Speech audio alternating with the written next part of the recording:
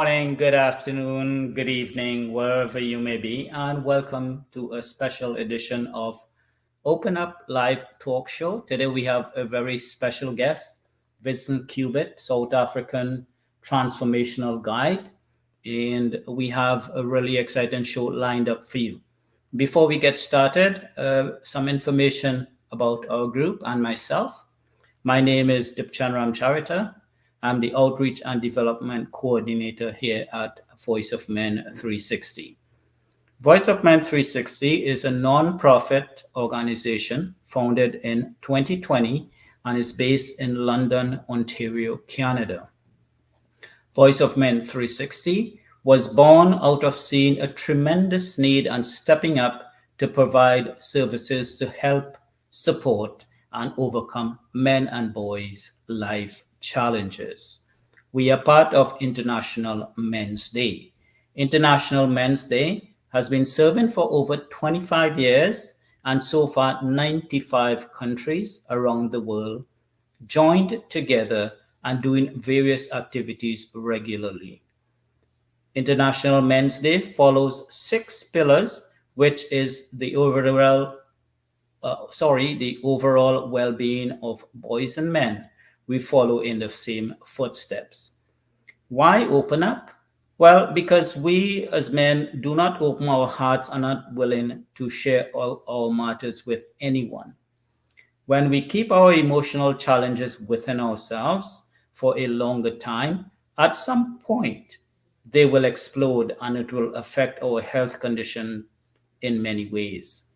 This is why we want to create an open space and allow individuals to share their life journey through our platform. We aim to create awareness about the life challenges, struggles, overcome ups and downs that our boys and men go through in their lives. There are no limitations to age, gender, nationality, or ethnic groups in sharing your life journey. All walks of life can participate. Our goal is to make a positive impact on someone's life through this program. Open Up is on Sundays at 7 p.m., but today we have it at 10 a.m. We bring an individual to each show and let them share their life experiences with you. Before I introduce our special guest for today, I would like to go through our disclaimer. We would like to remind you that Voice of Men 360's mission is always delivered with good faith towards peaceful harmony. The views and opinions expressed in today's episode are those of our speakers and do not necessarily represent Voice of Men 360. Our organization engages in discussion forums to offer inspiration and create awareness of these issues of men who wish to overcome their life challenges. We are not providing medical or therapeutic advice. Should you require that type of assistance, we recommend you contact a medical professional immediately. If you have any questions or concerns about today's episode or any Voice of Men 360 content, please email us at info@voiceofmen360.org. So on with the program, and to introduce Vincent Cubitt, a transformational guide from South Africa who is currently based in Bahrain. He has some online information that you can gather through speaking engagements, which are interactive with him. He has different programs: A Journey Out of Suffering, Conscious Connection, Conscious Parenting. Those are some of the invaluable programs that he has out there for anyone, as well as he has a downloadable ebook on the 5 pillars of well-being: hydration, sleep, exercise, nutrition, and detoxification. So it gives me great pleasure in introducing today's guest, Vincent Cubitt. Welcome to the show, Vincent. You are muted, Vincent. Okay, you have me muted. Okay, So here we go. thank you very much for having me, Dipchand. It's a pleasure to be here with you. Okay, well, let's get right to it. First of all, tell us more about your childhood. Well, Dipchand, I call myself a transformational guide because I know the path out of suffering so well, and that started in my childhood. So at a very young age, both of my parents were alcoholics. And so our life was characterized by often violent fights and between my parents and also violent, uncontrolled attempts at disciplining us. And so from a very young age, I was about 8, where I was forced to take responsibility for my 3 younger siblings. So my youngest sister was 4, a 1-year-old, and a newborn infant with colic. So at 8, the fear and the stress of that time, for about a year, I was having to deal with all of that stress and fear. And just before my 9th birthday on Christmas night or Christmas Eve, actually, I decided that it was too much. And I felt the best way out of the situation was to kill myself. And so I tell you the story because it was a transformational moment that set me on a path. And so, just in a brief clip, what happened was we had a train line directly across the road. And so I decided that that would be the fastest and easiest way to do it. And while I was waiting for this train to come, my parents had a terrible fight. It was a bloody mess. And that night, it just been too much. And so I sat there waiting for a train. And while I did that, I had this fantasy that my death would solve so many problems. Not only would I be away from the situation and the fear and the stress of the situation, but my parents would find my body and they would regret everything that they'd done, and they'd change their lives, and miraculously they would have, treat my brothers and sisters differently, and their lives would change. But as I waited for this train, what happened is the train didn't arrive, but I had this fantasy running all night. And at some point, there was a voice in my head, and I didn't think of it as God or an angel or guardians or anything like that. I recognized that there was something inside myself that spoke to me and said, that fantasy is just simply not the truth. And that voice basically told me the truth. So I call it my first moment of truth where I saw reality for what it is. And that voice sort of became my guide over the years as I chose to endure the suffering of my childhood.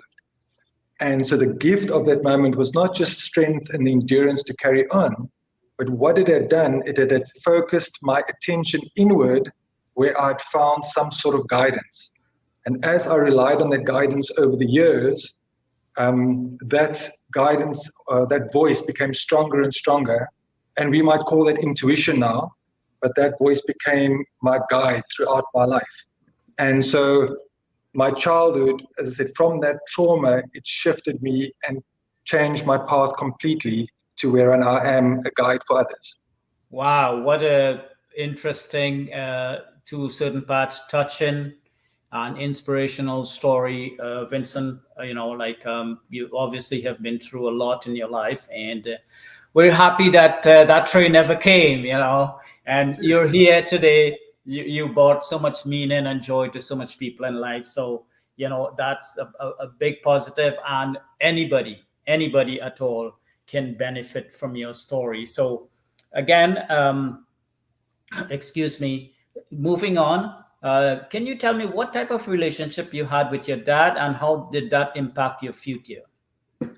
Well, I think that the most important impact that my father had over my life was really the influence that he had over my mother. Because in our early years, I didn't know that at the time, but in our early years, we are very dependent on our love and our connection from our mothers.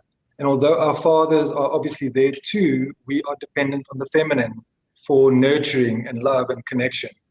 And so the fact that my father had a very destructive effect on my mother really upset the apple cart, to say. The destructive aspect of the entire relationship had to do with my father's effect on my mother. He did have a slight effect. He wasn't often present, but when he was present and he did try to discipline us, it would often be uncontrolled and violent. But that was a very small part of the effect. The biggest part of that effect is that he put my mother into such stress and such severe self-defense and suffering that she became an alcoholic. And she was the one that was taking care of us.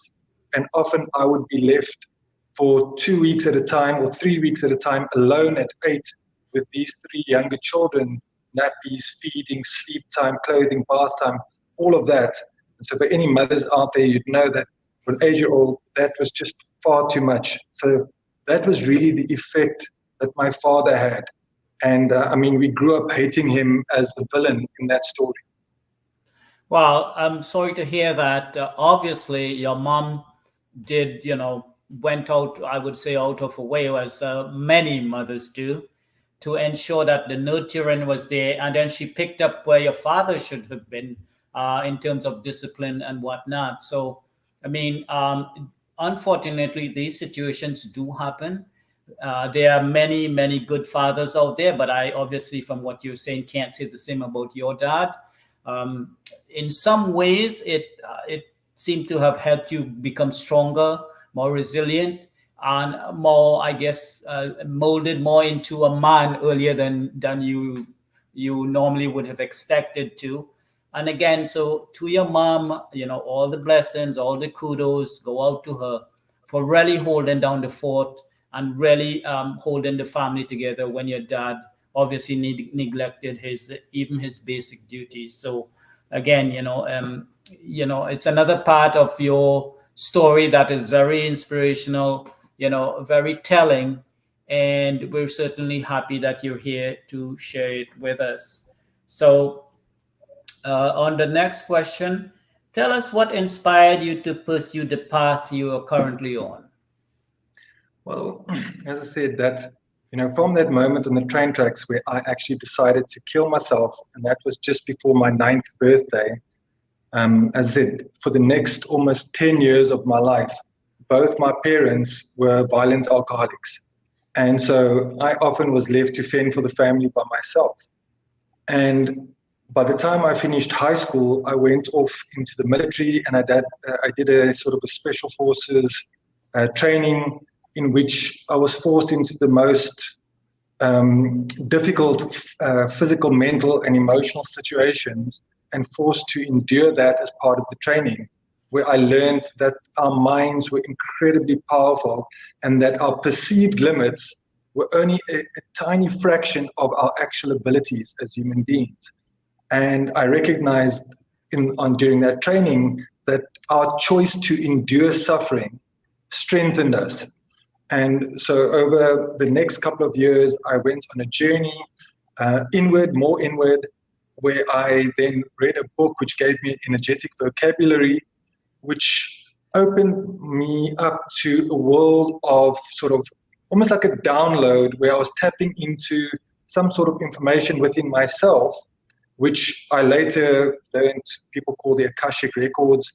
And for 4 years, I was just downloading information which was helping me navigate my life, the troubles in my life. And then after 4 years of traveling, I met other spiritual people.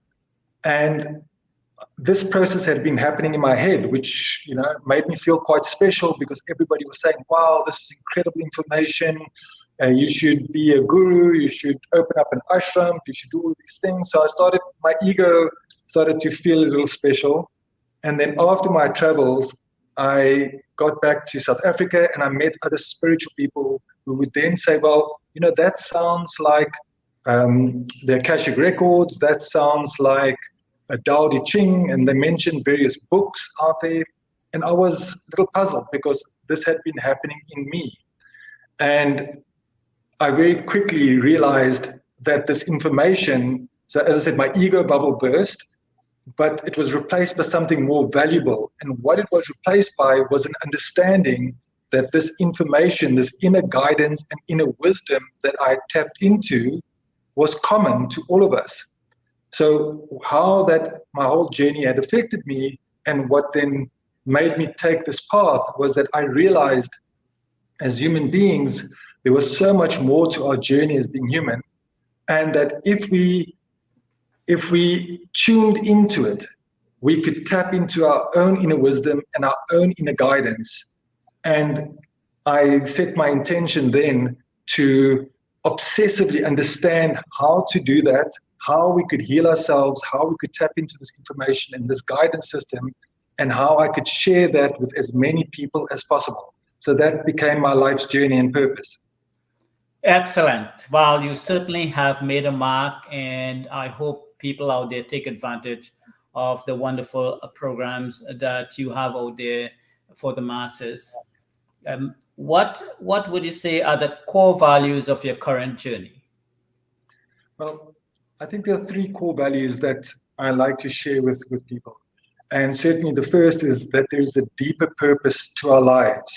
And that purpose plays out in our relationships with our family members, with our children, and with our lovers. And when we start to recognize and understand this deeper purpose, rather than just trying to make money, trying to survive, trying to, gain material wealth and security, that there is something powerful and beautiful happening when we start to go inward. And that is one of the core tenets that we try to share. And then I think the second one would be that we have a natural ability to heal ourselves at every level. And all that we have to do is strip away the layers of fear and control and start to access this deeper innate ability that we have. And as I said, then we also step into our deeper purpose for being. And then the last of those tenets is that there is this inner wisdom and guidance that we can all tap into. And that is truly our purpose for being. And if we can tap into that inner wisdom and guidance, it is leading us towards a life of more balance and joy and health and purpose and connection. So that is the core value of what it is that we teach, and that we are trying to share with as many people who are suffering with their health, in their relationships, or even just trying to survive in this very, very crazy world that we're living in today. Yeah, while those are invaluable lessons that anyone can benefit from, obviously, like a lot of people, including myself at some point, don't realize that externally there isn't as good as answer as internally. You got to look inwards, and you can derive inner happiness and stuff from within. External things are materialistic and they come and go, and sometimes end up in massive disappointments and plunge you into a life of chaos, sometimes leading to alcohol and other addictions. So it all starts from within your body, and that's where you can grow from as a person. And obviously you can share that with your family, community, and whatnot. So those are some good areas that one should focus on. Absolutely. Now, I would want to ask you something a bit more general on the outside. What do you think are the major problems facing young men in your community, and how best do you believe those could be addressed? Well, that is actually one of my key focuses at the moment, is in our youth and how we develop, and especially with when you understand that there is a very specific role play between the masculine and the feminine that is playing out within human consciousness. And so no matter where I go in the world, I'm often dealing with people in chronic states of addiction, mental, emotional disorder, and disease. And all of this starts when we're very young, especially in the first cycle from the moment that we're born until we lose our teeth. And so when we ask what is happening with the masculine specifically, I think that no matter where I go, I see the same thing. I see that young boys are not getting enough nurturing from their mothers, because most of our mothers are in their masculine role as providers, or trying to provide, trying to do it all, trying to take on a man's role within the relationship. Many of them are in self-defense because the husband or the father is not supporting them emotionally, physically, financially. And so very often we see that the feminine is completely disconnected from her true power as the nurturer in the home. And therefore, all children, all young children, both boy and girl, are often starving of true connection. And we mistakenly think that we can give them attention, but attention without connection is actually destructive and very addictive. And so many young boys grow up because they need their mothers for that connection and that feeling of love. They grow up lacking that connection and that feeling, and then they eventually go into relationships with women trying to find that love and trying to find that connection. And it's a very needy, destructive relationship. Then it becomes codependent, everything else. And then as young boys grow, they didn't get the nurturing that they needed when they were younger. But then as they reach their teenage years, often their mothers are, in this day and age, overprotective of them too. And so a lot of boys from puberty need something other than young girls. They need discipline, they need structure. And without the discipline and the structure, the masculine ego sort of takes over and creates so many different problems. So young boys really need something very different from young girls. And as I said, the discipline and the structure is gone. And then when they move on and they become young men and move into adulthood, then because the masculine and the feminine are so unbalanced in our reality, with women taking on the roles of men, often men have lost their purpose, which is to support and to protect the feminine. And that role is actually an archetypal, energetic role that is happening no matter what we believe, that is happening in the background. So I think the biggest problem I see for young men is that they lack purpose. So they think, I'm not talking about a job, money, status, position, power. They lack a deeper purpose. And so they're trying to find their place in the world. And with the way the sexes have been, or the masculine and feminine have been unbalanced, that is also unbalancing the masculine. And so that is causing so much of the destructive aspect, and especially in this role that is playing out at the moment between the wounded feminine and the toxic masculine. Those are just role plays that are playing out in our reality, but it has to do with an imbalance that happens from early childhood.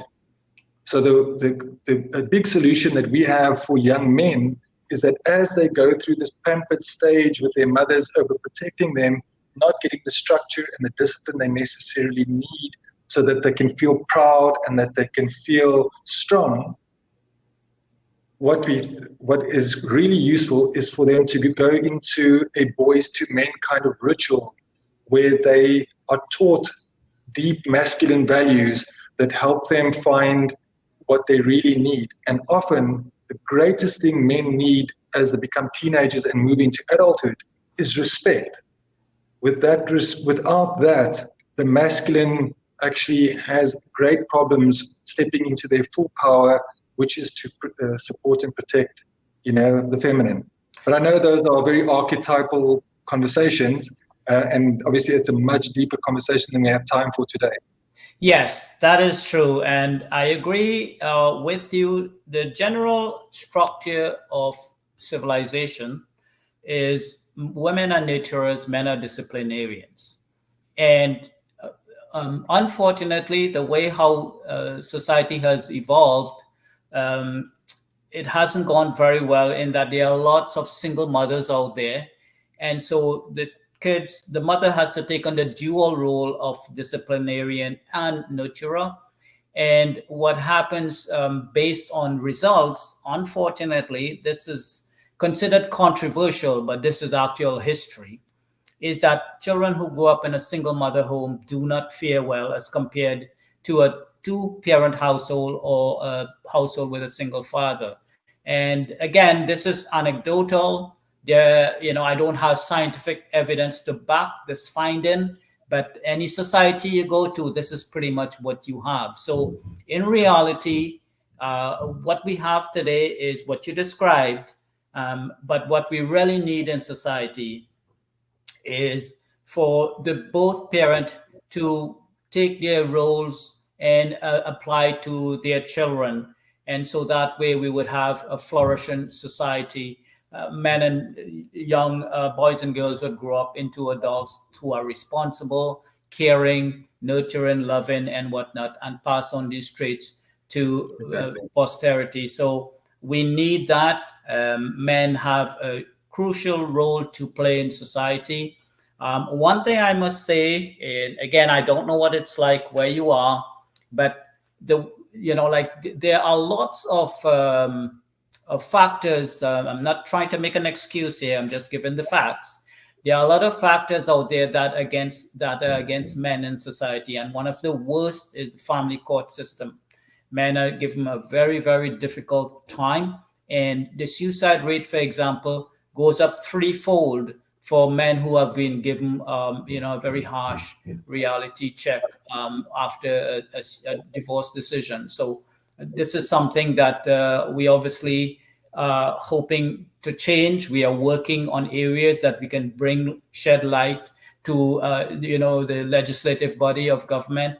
And so some things can be done to level the playing field, but men obviously have to own their responsibility in rearing of children and, working towards a better community and society overall. So this again is something, I appreciate, your aspect, your opinion on it. And this is something we all need to sort of get together and work towards a better future for all of us. Well, So go ahead, sir. Dipchand, that if we want to solve it, we have to solve it in the legal situations and try to balance the masculine and the feminine out there in the structures of our legal systems and our society.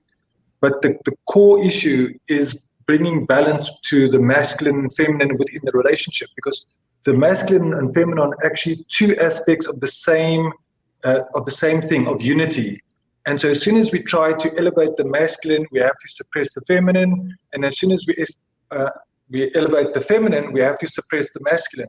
So we're now moving into a time where we have to understand that the energetic role plays between the masculine and feminine, and find ways to resolve the conflict.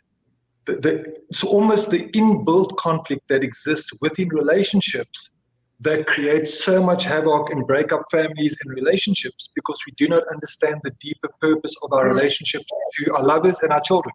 Right. We have to have a holistic approach. We have to look at things from all impartial angles, look at it impartially, and then come up with the best possible solution. So exactly. I have one more question, or one more a thing that I need to ask you. But before I do, I just want to run through some information about our group. We have a few live shows that we do here at Voice of Men 360. One being Open Up, that means sharing your life journey. The live talk show is on Sunday at 7 p.m. Eastern Time. But again, today we have it at 10 a.m. So sometimes we may shift a little, but generally it's at 7 p.m. on Sundays. There is also a program in Tamil called Vili, which is also on Sundays at 8 a.m. Eastern Time. We also have a men's monthly group meeting for men, by men only. For men only, sorry, by men. And that happens on the second Saturday of every month from 7 p.m. to 8:30 p.m. through Zoom. And there are absolutely no recordings. You are free to, air whatever you feel necessary that you probably wouldn't want to do in the presence of family or the public or anybody else. There is obviously no judgment, and it gives you a chance to, I guess, bare your soul. You can please join us through Zoom for this, and the link will be available on our Facebook page and group. There are no limitations to gender, age, nationality, or ethnic groups. All walks of life can participate in any of our shows. If you want to be a guest on any of our shows, or willing to be part of our organization and help us directly or indirectly, please reach out to us. We would love to work with individuals, professionals, experts, community organizations, associations, corporations, government officials, and businesses. Our phone number is 226-289-8784. Our email is info@voiceofmen360.org, and our website is www.voiceofmen360.org. You can also find us on pretty much all social media: Facebook, LinkedIn, Instagram, Twitter, YouTube, TikTok.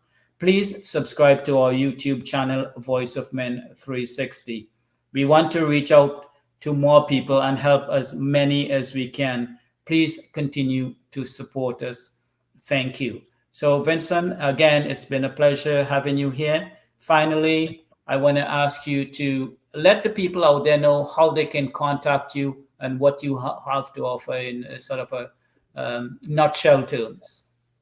Okay, fantastic. Thank you, Dipchand. You're welcome. So they can just reach out on my website or on Instagram at vincentcubitt.com. And my name is down there somewhere, the spelling of it. There is an amazing 3-month course that I'm offering totally for free, a transformational course.